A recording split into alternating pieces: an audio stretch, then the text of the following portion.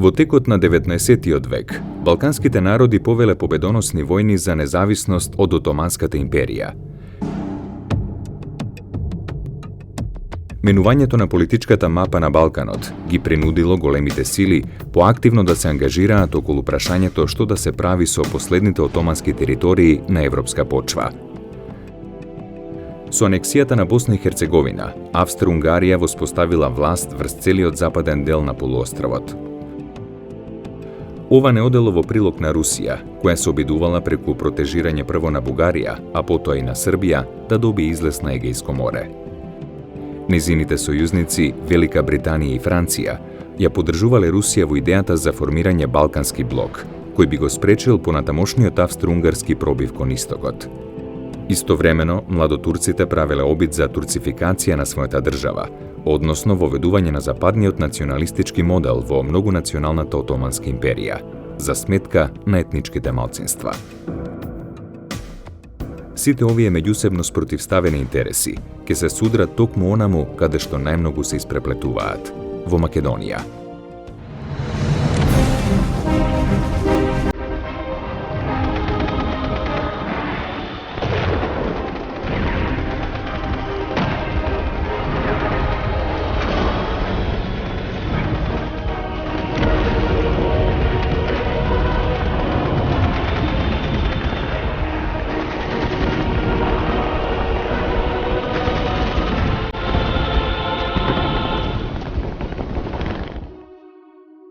Во 1908 година, еден настан ќе промени историјата на регионот. Многумина во тој период во јули 1908 година воопшто не помислувале на тоа што ќе се случи 4 или 5 години подосна на Балканот. Но турската револуција според некои или бунтот или државниот удар според други, за секогаш ќе промени политичката карта на Балканот. Не веднаш, туку после неколку години. Зошто е тоа така? Но турците настапиле со една теорија дека сите граѓани на Османлиската империја се еднакви, дека повеќе нема националности, нема поделби на вери, туку сите се османли. Во промените што ги носи оваа нова власт е и нивните обиди за туркификација на целокупното население кое што е во државните граници на оваа Османска империја. Тоа е по урнекот на западноевропските земји. И овие обиди на младотурците ќе допринесат до дополнително вознемирување на населението во балканските простори на оваа држава. Токму тоа ќе предизвика големо незадоволство кај оние народи, особено на Балканот, православните христијански народи како македонците, бугарите, делови на српскиот народ, на грчкиот народ кои што ќе живеат во рамките на Османлиската империја, ќе предизвика едно незадоволство, бидејќи тие се надевале на поголеми промени. На какви промени? Имено македонската борба за автономија, која требала да биде како прв чекор кон независност, не добила вистински одговор во револуцијата. Во моментот кога доаѓа до избувнување на младотурската револуција во 1908 година, единствен спас за Македонија да се зачува незината целовитост е организирањето на Народната федеративна партија од Јане Сандански. Меѓутоа, обидот на младотурците да се задржат на власт и да ги спроведат тие реформи какви што ги замислиле не успел. И младотурската револуција, наместо да го спречи распаѓањето на Османската империја, таа само го забрзува.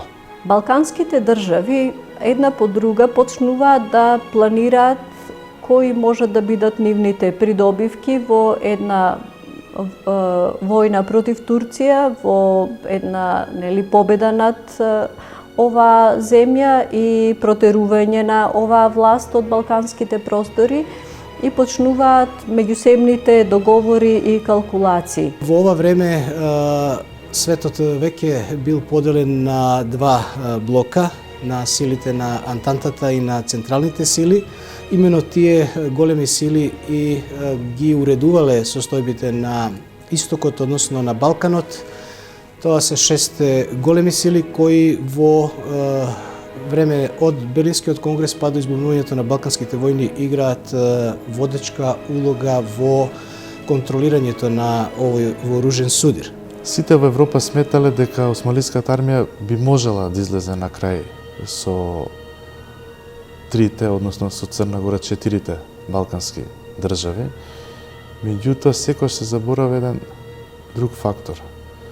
А тоа е фактор османлискиот пораз во Африка од страна на италијанците.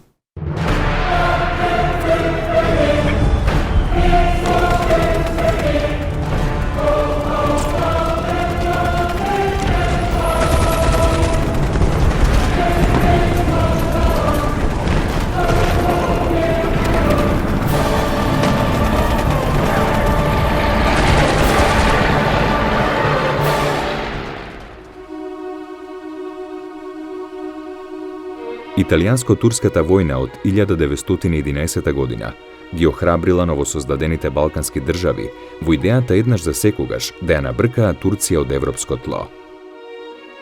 Истовремено, нивните влади и владетели биле свесни дека ниту една од нив не е доволно силна за таков воен потват.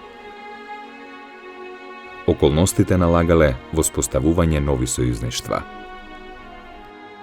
Во европските рамки се појавуваат две спротивставени страни кои што има различни интереси. Од една страна е Австро-Унгарија, од другата страна е Русија. Австро-Унгарија ќе анектира Босна и Херцеговина, а Русија ќе започне со една нова политика на Балканот. Имено руската влада ќе настојува да ги приближи Србија и Бугарија и двете држави да почнат да преговараат за склучување на сојуз, дефанзивен сојуз, не офанзивен сојуз, како што на крај ќе испадне, за одбрана од север, а не за напад врз Османлиската империја. Русија по Берлинскиот конгрес се трудела своите интереси на Балкан, за продор на Балканот, да ги реализира и по линија на православието. Таа е една од важните фактори кои што допринеле за ослободувањето на Бугарија од османлиската власт и за формирањето на бугарската држава.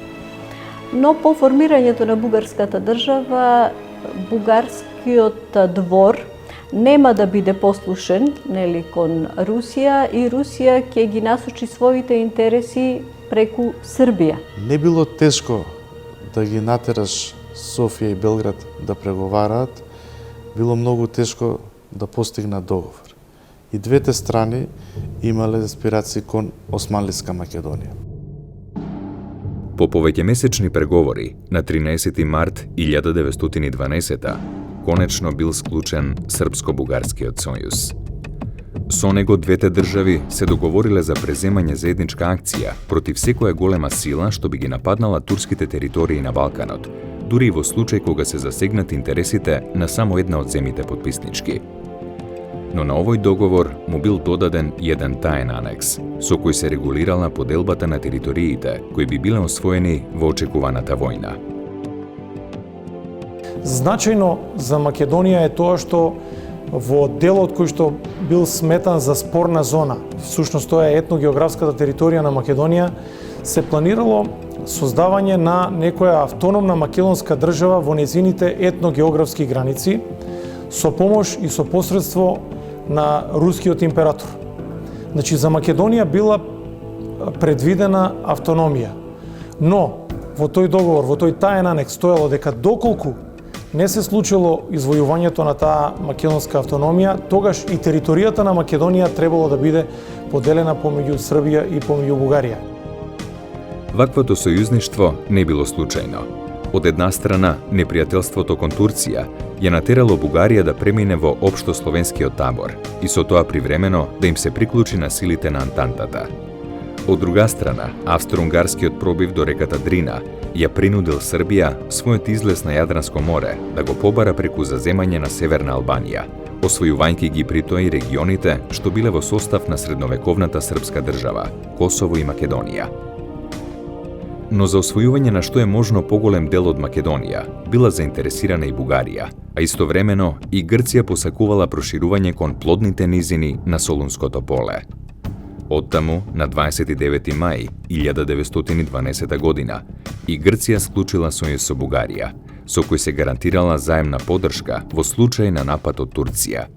Грција која што во текот на 19. век направи еден пресврт во незината историја, во градењето на идентитетот, имено до средината на 19. век античка Македонија беше сметана како окупаторска сила на Грција, на античка Грција.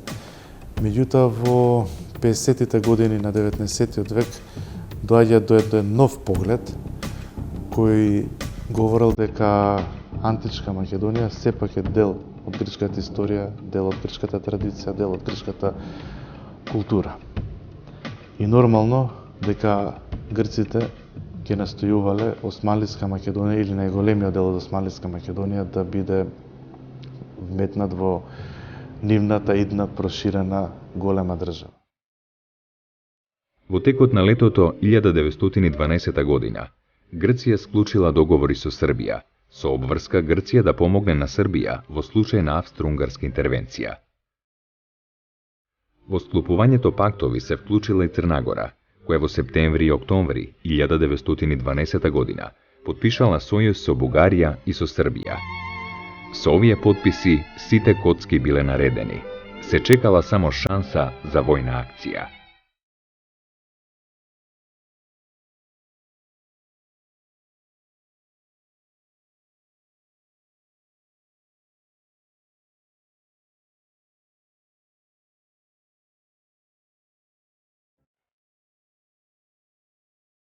Отворањето на балканското прашање ги алармирало големите сили.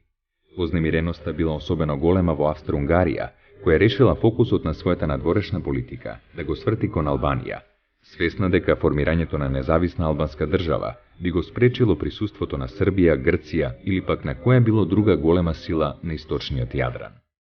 За ваквата политика застанала Италија, исплашена од словенската експанзија во своето соседство.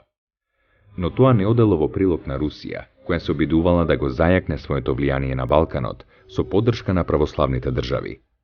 Соочени со дипломатски конфликт, Велика Британија и Германија се обиделе да ги смират тензиите кај своите сојузници, но балканските ветришта веќе почнале да носат миризба на барут. Поддршка на војната дала и многобројната македонска емиграција во Бугарија и во прекуокеанските земји, организирана во разни братства и асоциации. Петар Дрвингов, кој подоцна ќе стане начелник на штабот на Македоно-Одринското ополчение, во седмичниот билтен за изучување на Турција и незината армија од 10 февруари 1911 година, меѓу другото ќе напише: Денес македонската емиграција повеќе од кога и да е порано, е завладеана со мислата дека слободата на Македонија може да се постигне само преку силата на бугарското оружје. Поради тоа, таа емиграција не е за потценување, зашто во време на војна може да одигра решавачка улога. Може да се тврди смело дека не може да се пронајде македонец, млад или стар, што не би посакал да влезе во македонските доброволни дружини, кои во војна сигурно ќе се образуваат. На 17 септември 1912 година Бугарија објавила сеопшта мобилизација. Следниот ден Александар Протоѓеров и Петар Дрвингов добиле заповед од бугарската влада да создадат герилски одреди за разузнавачки цели во заднината на отоманската војска и да вршат диверзии на важни објекти. Подкрепени со 60.000 лева и 600 пушки, овие четија преминале границата. Мобилизација на локалното население се обидувала да спроведе и Турција, но прилично неуспешно.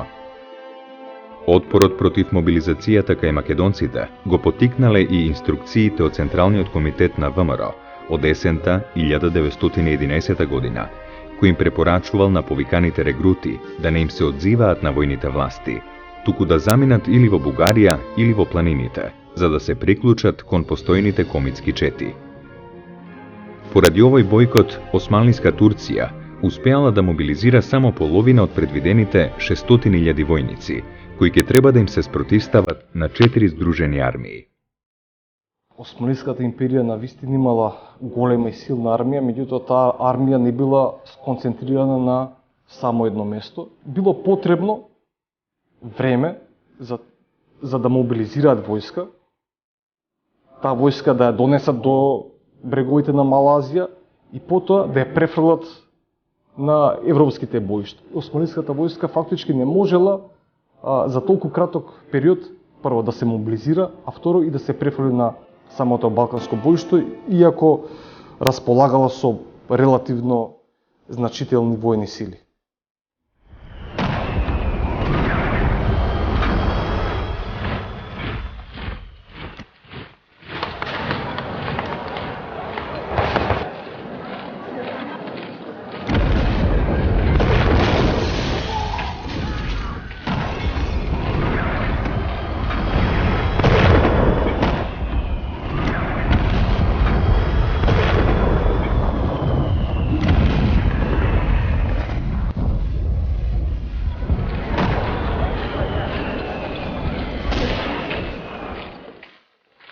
Првата Балканска војна започнала на 8 октомври 1912.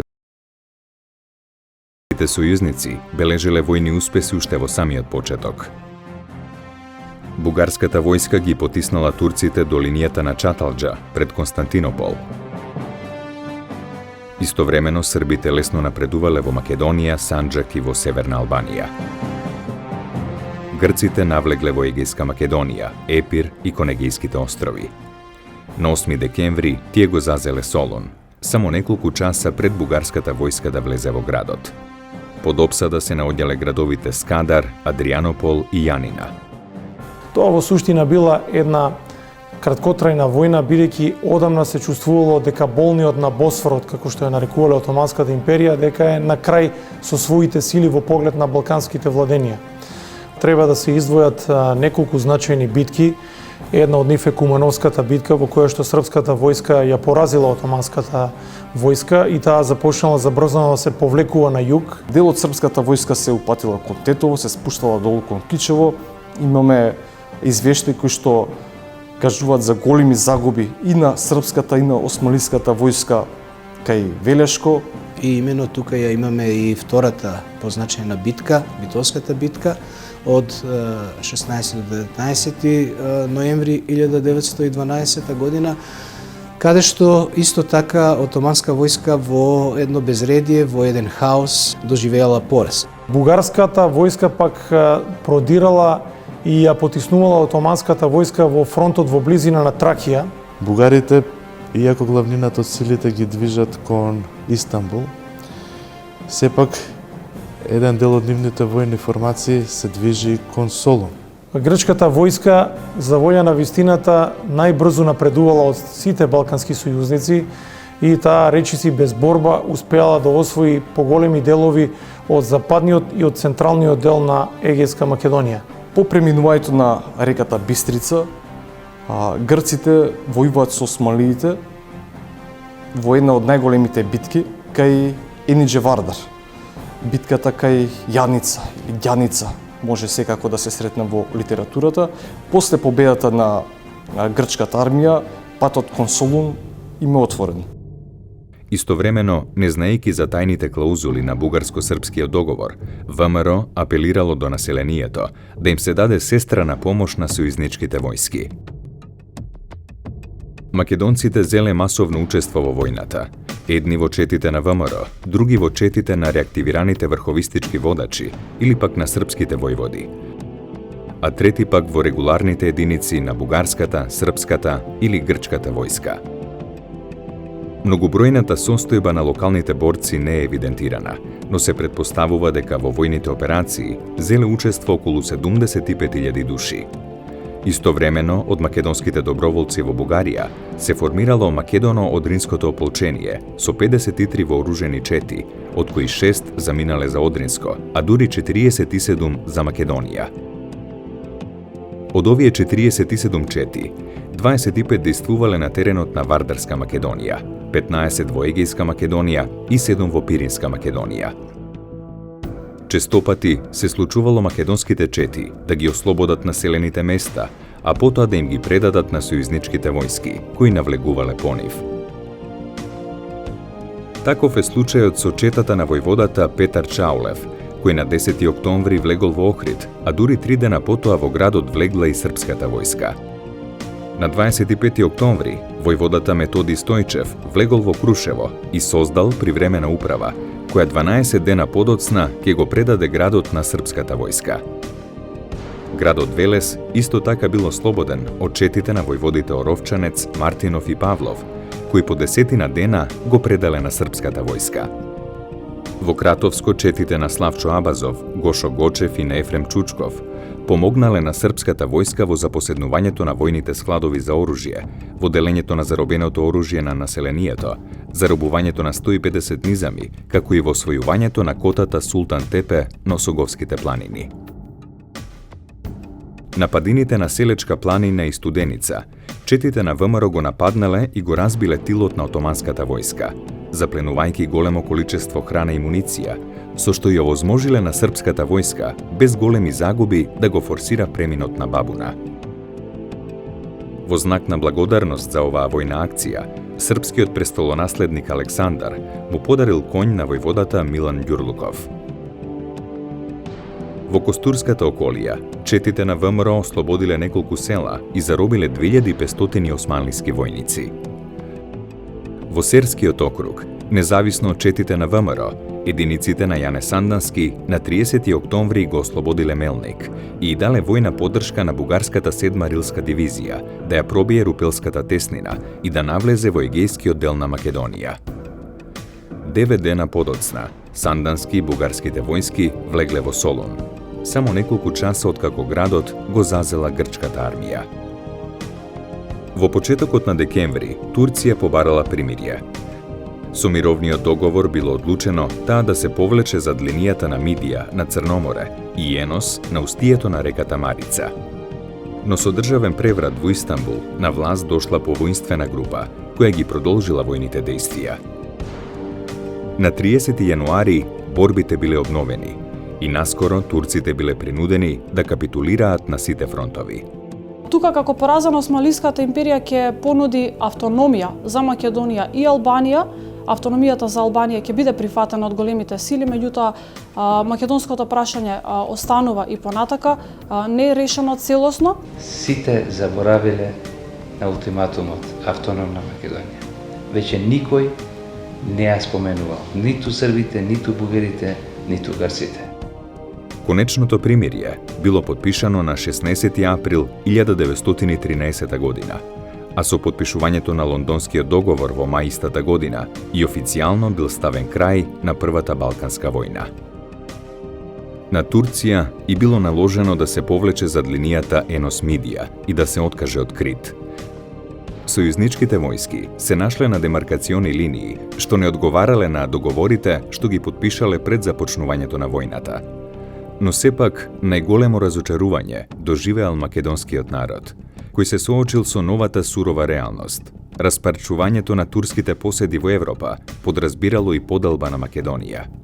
Петвековното владење на османлиите ќе биде заменето со нова окупација, овој пат од страна на христијанските соседи. Населението се чувствувало предадено со оглед на тоа дека после војната, првата и втората, веќе подпаднало или под грчка, или под бугарска, или под српска власт. А најголемиот дел од тоа македонско население очекувало да остане заедно, неподелено. А македонската територија да представува повторно една целина каква што била пред Балканските војни во рамките на Османлиската империја. Дел од македонската интелигенција, уште во предвечерието на војната, предупредил за можната поделба. Македонскиот сепаратистички кружок од Битола на 15 август 1912 година испратил програмско писмо до македонската колонија во Санкт Петербург. Во писмото во 7 точки се сублимирани начините и средствата за зачувување на македонскиот интегритет. На крајот во писмото се наведува дека во Македонија мирисе на смрт и се додава дека единствениот спас за нашата независност, а со тоа и спас на Европа од војна, е вмешувањето на Русија, но не во вид на поддршка на Словенскиот сојуз против Турција, туку како решителен притисок врз Турција за неодложно спроведување реформи во Македонија. Ако Русија им даде поддршка на Балканскиот сојуз, тогаш ќе избувне Балканска војна, а Србија, Бугарија и Грција ќе ја поделат Македонија. Со почнувањето на Балканската војна, членовите на Македонското национално литературно другарство од Санкт Петербург се обиделе да дејствуваат во одредени кругови во Русија, а некои пак се упатиле и на самиот терен во Македонија, со цел да организираат внатрешен отпор против завојувачите и да обезбедат народно представништво на престојната мировна конференција. Во декември 1912 година, во домот на семејството Коробар во Велес, била одржана конференција на истакнати македонски дејци, меѓу кои Димитрија Чуповски, Петар Попарсов, Ризо Ризов и Алексо Мартулков. Била донесена одлука Ризо Ризов да се упати прво кон Солун, а потоа и во Битола, каде што би ги организирал своите приврзаници да дејствуваат за автономија на Македонија во пресрет на Лондонската мировна конференција. Но во Солун тој бил пречекан со остри закани од бугарските емисари, кои му порачале дека јазици ке се сечат и глави ке паѓаат за зборот автономија. Сличен одговор добил и војводата Сандански на својата здравица за идната автономна Македонија на банкетот организиран од бугарскиот генерал Тодоров по повод влегувањето во Солун. На 1 март 1913 година делегатите на македонската колонија во Санкт Петербург го подпишале меморандумот за независноста на Македонија, предаден до министерот за надворешни работи на Велика Британија, сер Едвард Греј, и на амбасадорите на големите сили при дворот во Лондон.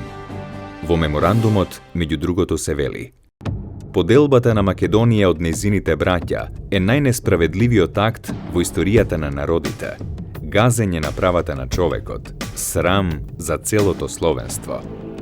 Турското робство е заменето со христијанско, но не е далеку оној судбоносен час, кога македонците отворено ќе му кажат на целиот свет: подобро е да умреме за својата слобода, отколку да живееме одново во робство.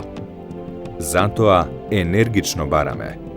Под 1. Македонија во незините географски, етнографски и економско-културни граници да остане единствена, неделива и независна балканска држава. Под 2.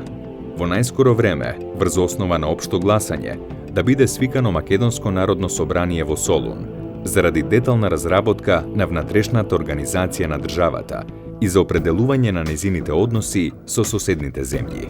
Во овие два меморандуми, Чуповски и неговите соборци барале на македонското прашање да се гледа како на посебно прашање и од национална и од државна гледна точка. И затоа, за да принесат аргументи кон големите сили, тие го истакнале историјатот на борбите за ослободување на Македонија. Борбите од Разловечкото, Кресненското востание, Илинденското востание, сите значајни епизоди од тогашната понова историја на македонскиот народ, за да докажат дека македонците се посебна нација и дека имаат право да ја бараат таа своја државност. Во прилог на меморандумот доставена и картата на Македонија по програма на македонските народници, подготвена од страна на Димитрија Чуповски. Истата карта е објавена и во рускиот печат, а било објавено излегувањето на органот на македонската колонија Македонски глас.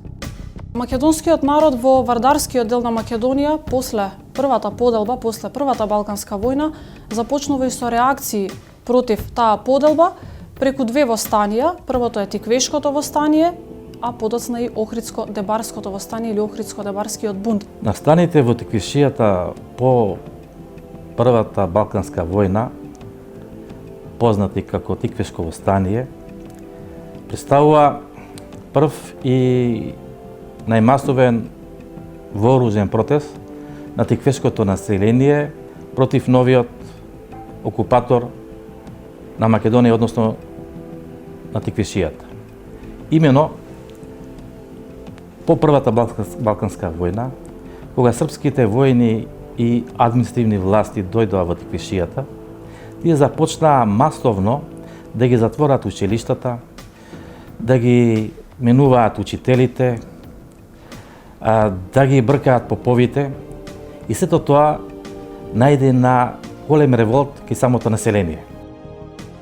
Започнала политиката на заплашување и терор, спроведувана како од регуларната војска и полиција, така и од паравојните формации на српските четници Василije Трбиć, Јован Бабунски и турскиот Башибозук, предводен од Јаја Ага, кој преминал на српска страна. Секој оној што ќе се спротиставил на насилната србизација бил прогласуван за бугараш. Многумина од членовите на ВМРО биле протерани, а повеќе од војводите Петар Облакчето, Крсто Леонтиев, Крсто Трајков, Атанас Лутвиев биле убиени. Сменети претепан бил архиерејскиот намесник, свештеникот Григори Лазаров. Под обвинение дека е бугарски шпион, дојден со намера да го бунтува народот, бил протеран просветниот инспектор Тодор Иванов. Во селото Ваташа били измачувани повеќе селани, бил убиен членот на ВМРО Александар Лецовидов, а круна на зверствата било изживувањето над безпомошната старица Наца Пинџурова, мајка на револуционерот Димитар Пинџуров. Овој настан го довел народниот револт до кулминација. Македонскиот народ во Тиквешијата, предводен од местните комитети на ВМРО и од некогашните учесници во Илинденското востание, започнал подготовки за востание. Четите на војводите Васил Чакаларов, Ѓакон Евстатиј, Панајот Карамфилов, Ефтим Спространов, Петар Чаулев, Милан Ѓурлуков и Христо Чернопеев се подготвувале да се префрлат во Тиквешијата. Во согласност со наредбите на штабот на Македоно-Одринското ополчение, овие чети добиле задача да внесат забуна во тилот на српската војска. Во Кавадарци пристигнал истакнатиот санданист и федералист Мишо Шкартов, кој со својот авторитет успеал да ги обедини припадниците на разни политички движења и идејни струи на револуционерната организација. Бил избран револуционерен штаб на востанието, а во Ваташа биле вооружени околу 300 доброволци. На 12 јуни 1913 година, само 4 дена пред избувнувањето на Втората Балканска војна, во ова село било одржано сенародно собрание, на кое било објавено востанието против српската окупаторска власт. На 20 јуни било ослободен градот Кавадарци, а на 22 јуни биле ослободени и Неготино и речиси сите села во Тиквешијата. Била избрана нова градска и извршна власт, а на општинската зграда повторно се развејало тиквешкото револуционерно знаме од времето на Илинденското востание. За жал и денес, одделни историчари од академски средини, тиквешкото востание го толкуваат како реакција на бугарските војни единици со учество на бугарските врховистички чети. Меѓутоа, ваквите тврдења воопшто не се точни, бидејќи досегашните извори, бројните не само бугарски, српски извори, а пред се голем број на спомени, сечавања и изјави на самите учесници на настаните, односно на тиквешките граѓани, говорат дека тиквешкото востание е самородно дело на тиквешкото население, дело кој што тие самите го подготвија. Ослободувањето на Неготино и на Кавадарци се случило самостојно, без помош на бугарската војска, иако тогашната гранична линија помеѓу Бугарија и Србија била тука во близина.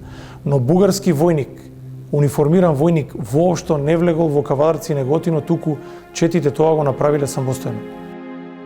Почетокот на новата Балканска војна им дал надеж на востаниците кои ја чекале четвртата бугарска армија секој миг да се префрли преку Вардар за да им помогне, но очекуваната помош никогаш не пристигнала.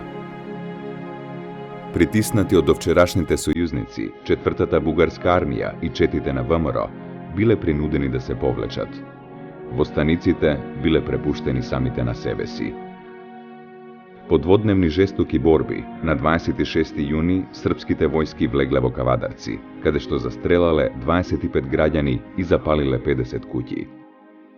Во Неготино биле убиени 171 жител и биле запалени околу 250 куќи и 300 дуќани. Единствено четата на Мишо Шкартов успеала да се пробие преку српскиот воен обрач и да се префрли во Бугарија без ниедна човечка жртва. Началникот на штабот на Македоно-Одринското ополчение, Петар Дрвингов, за овие настани ке запише: Сите тие чети не сторија ништо повеќе од тоа да се појават меѓу населението, да го охрабрат и да му ветат блиско ослободување.